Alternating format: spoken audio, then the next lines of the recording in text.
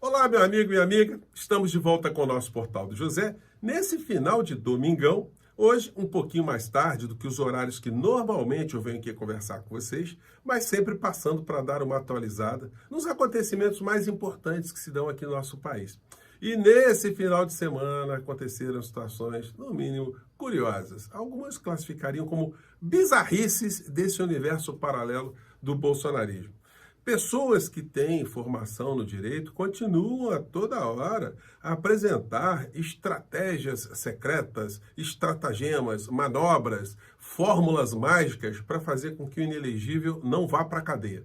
Mas isso não vai acontecer. Por mais que haja pressão fora do nosso país, que essas criaturas estejam tentando vincular a figura do inelegível ao presidente eleito dos Estados Unidos, eu garanto a vocês que ele não vai mover uma palha para ajudar aqui o criminoso mor da nação a escapar da cadeia. Bom, a conferir, vamos analisar aqui argumentos e situações concretas do nosso encontro de hoje e também vamos colocar aqui algumas contestações às teses desse universo paralelo para tentar salvar a pele desse criminoso que fez tanto mal ao povo brasileiro. Antes de entrarmos nos temas, quero convidar você que está chegando agora, o nosso portal ainda não é inscrito, para que você se inscreva aqui conosco e conheça também os nossos outros vídeos. Se você gostar, compartilhe, recomende e nunca se esqueça de dar o seu joinha, o seu comentário e, se puder, venha também para o nosso clube de membros. Você que é muito bem-vindo e muito bem-vinda. E, mais uma vez, quero agradecer a todos vocês que compartilhem os nossos vídeos, convidam as pessoas para virem aqui para o nosso portal, porque hoje nós chegamos a 981 mil pessoas inscritas e conectadas através do nosso portal. Isso é muito bacana e é muito gratificante, sempre aumenta a minha responsabilidade nos temas que eu trago aqui para conversar com vocês. Então, vamos aqui aos nossos temas, né? Bom, os jornais de hoje, como eu sempre faço, né, tiveram abordagens muito diversas, não focalizaram nenhum acontecimento em especial.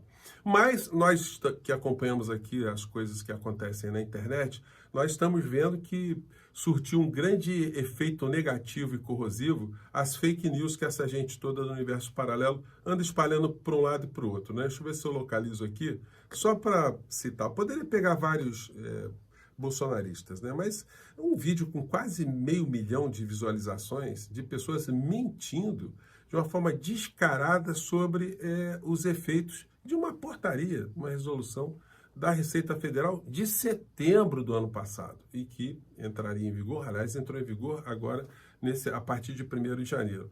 É tudo em função de uma entrevista que foi dada por um contabilista lá em Goiás e que fez uma série de interpretações equivocadas da resolução da Receita Federal. Bom, foi o que bastou.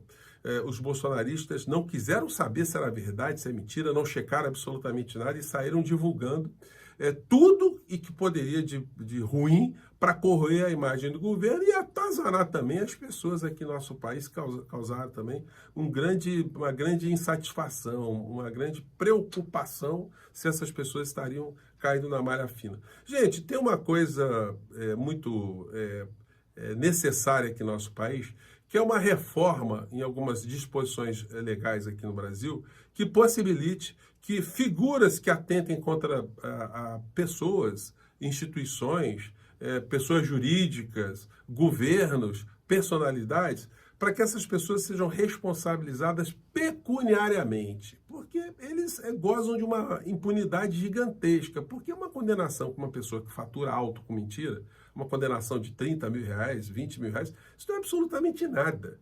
Se essas pessoas que invocam o direito de falarem qualquer barbaridade, de contarem mentira nas redes sociais, é uma coisa para elas muito sagrada, deveria também ser, na mesma proporção, a punição pelos crimes que cometem.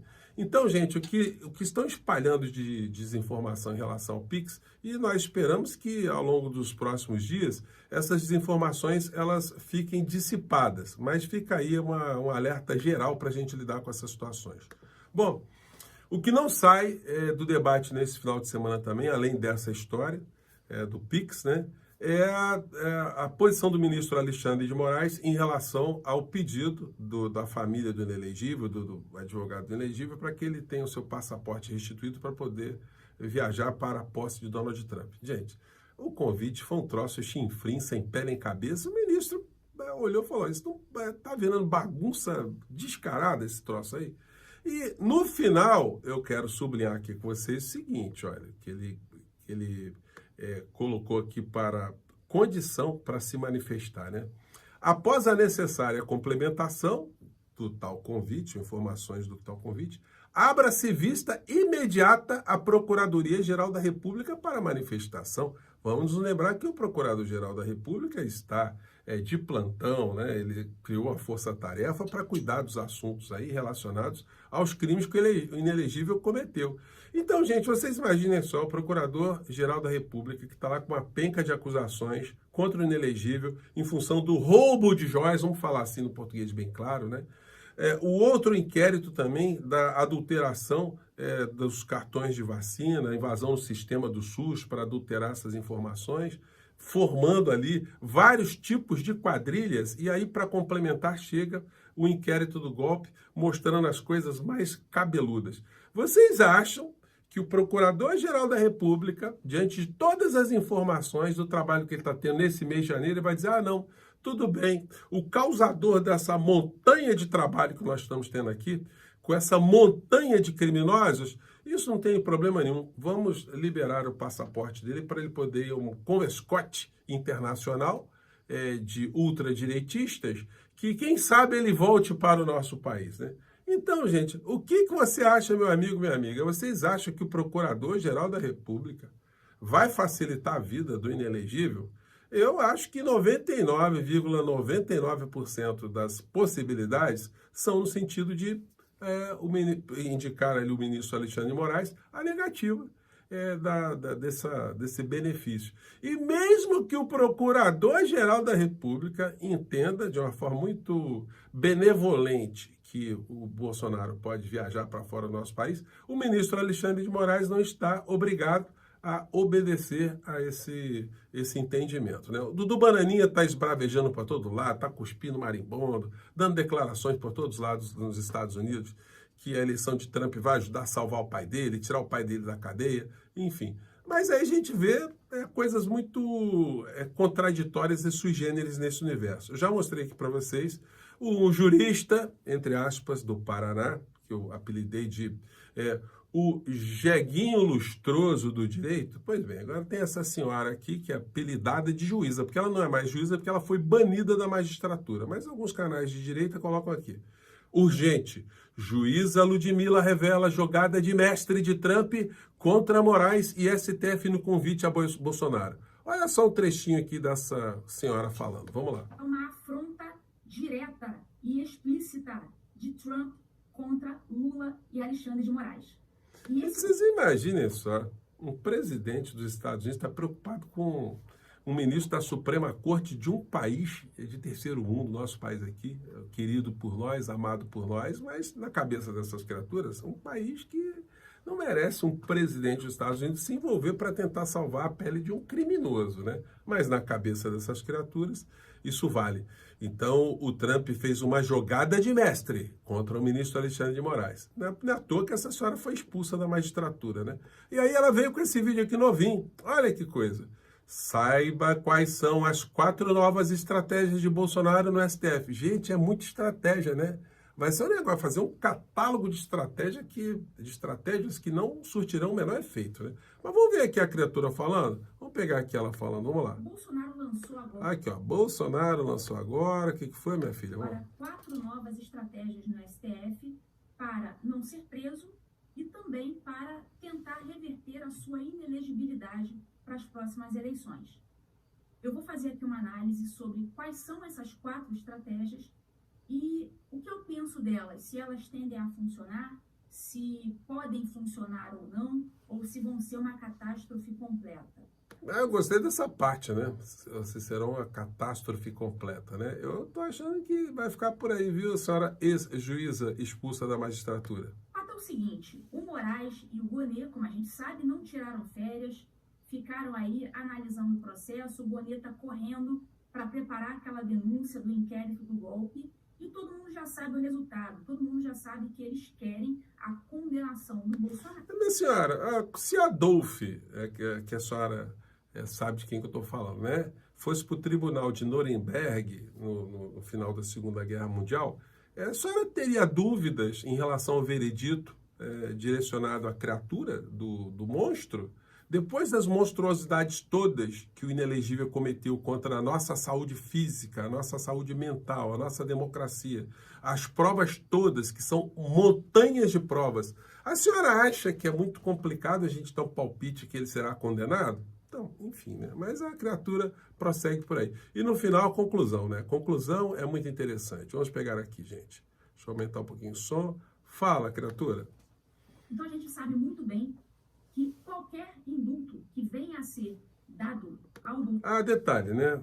Para resumir aqui, ela disse que as 4 estratégias são... Gente, vocês já ouviram falar na estratégia porque essa gente se conecta. Então, a primeira seria a contratação de um novo advogado. Um advogado estrelado, advogado com trânsito por todos os cantos. Só que o advogado, olha... Ele já deu várias entrevistas dizendo que o Bolsonaro é responsável, assim, falando de uma maneira não clara, direta, mas sim, o ex-presidente é responsável, autor intelectual, que não há provas da materialidade dos crimes, que as delações foram todas válidas. Então, vai ficar complicado, né? Mas como se acha que o advogado dá boas entrevistas, então essa deve ter sido a razão dele ter sido contratado, né? A segunda é desacreditar a delação de Mauro Cid. A terceira é evitar atacar o ministro Alexandre de Moraes. E a quarta estratégia seria o indulto, ou seja, ele esperaria ser preso, iria para a cadeia e depois ficaria tentando algum tipo de articulação, já com um novo presidente da República bolsonarista, expedindo ali um indulto, perdoando o criminoso de tudo aquilo que ele fez de mal contra o povo brasileiro, e não seria exagero dizer que ele cometeu crimes contra a humanidade, né? Mas aí prossegue aqui a ex-juíza banida. Bolsonaro vai ser judicializado, ou seja, vai ser levado à Suprema Corte e vai ser anulado se as coisas continuarem do jeito que estão agora. Então, essa estratégia de contar com uma eventual prisão e um eventual indulto logo no dia seguinte, me parece uma ideia de rico. Eu prefiro não acreditar que isso realmente se passou pela cabeça do Bolsonaro. Eu gosto do vernáculo, né? Da língua pátria que ela utiliza muito, né? Uma ideia de jirico, né? Coisa, mas pelo menos as pessoas entendem, né? Ou do seu advogado. Em suma, nenhuma dessas estratégias por si só tem o poder de livrar o Bolsonaro da prisão ou de reverter a sua inelegibilidade. A senhora devia falar isso pro Dallagnol, que ele tá todo felizão achando que funcionam, tá? É claro que pode haver outras estratégias que não foram divulgadas na mídia e que nós não sabemos. Eu só sei que dentre essas estratégias divulgadas, 2 são completamente inócuas, porque são estratégias jurídicas num país onde não há mais o direito, ou seja, a estratégia de pedir um eventual indulto e a estratégia de desacreditar a delação do Mauro Cid. Essas 2 são estratégias do âmbito jurídico. Como não temos mais direito, são estratégias inócuas. Uma outra estratégia não beneficia o Bolsonaro, ao meu ver, só beneficia o Alexandre de Moraes, que é parando de pedir o impeachment do Moraes, ou seja, desperdiçando todo o seu capital político e deixando de pedir a coisa mais importante que nós precisamos no Brasil hoje. Ou seja, dessas 4 estratégias, a única que pode vir a ter algum resultado ou não é essa troca de advogado com contatos políticos. Então, é isso aí, né, gente? Essa gente está no desespero, vão ficar elucubrando sobre estratégias e no final nós vamos ver muitas grades para essa gente toda. Bom, gente, eu fico por aqui. Mais uma vez, um grande abraço e até o nosso próximo encontro. Tchau!